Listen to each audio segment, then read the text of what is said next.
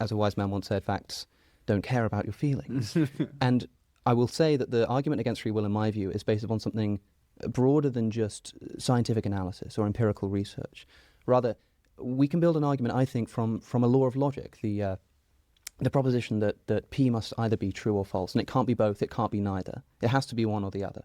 Now, this law of the excluded middle, one of the foundational precepts of philosophy, we can simply ask a question of any kind of mental activity, and this will be regardless of whether it's material or immaterial. That's what makes this a crucial argument, and an important one, a pertinent one, is that you can ask of that mental activity, is it determined or is it not? That is it determined by anything else, or is it completely undetermined by anything? If it's undetermined by anything, then it's random, and you're by definition not in control of that which is random. If it's determined by something, then it's either determined by something further inside your mind, or inside your brain, or indeed inside your soul, or it's determined by something external to your brain.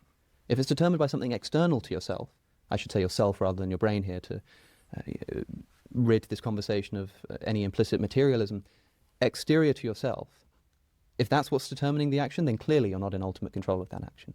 If it's something inside of yourself somewhere, then all you do is push the problem back and you ask the question again, is that thing determined or is it indeterminate? So indeterminate, it's random. Determined, you keep going back until you either terminate in something outside of the self, something, or I suppose something undetermined and therefore random, either of which you are completely out of control in. If you say that it terminates in something like a soul, people like to do this. They say, well, look, with a religious philosophy, we have the benefit of introducing a soul.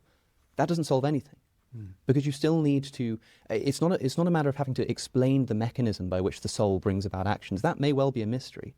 But if it is the case that whatever it is that's doing that is either determined or it's not, and that if it's not, it's random and therefore out of your control, and that if it is, it ultimately terminates in something outside of yourself or something random, and both of which are out of your control, free will cannot exist.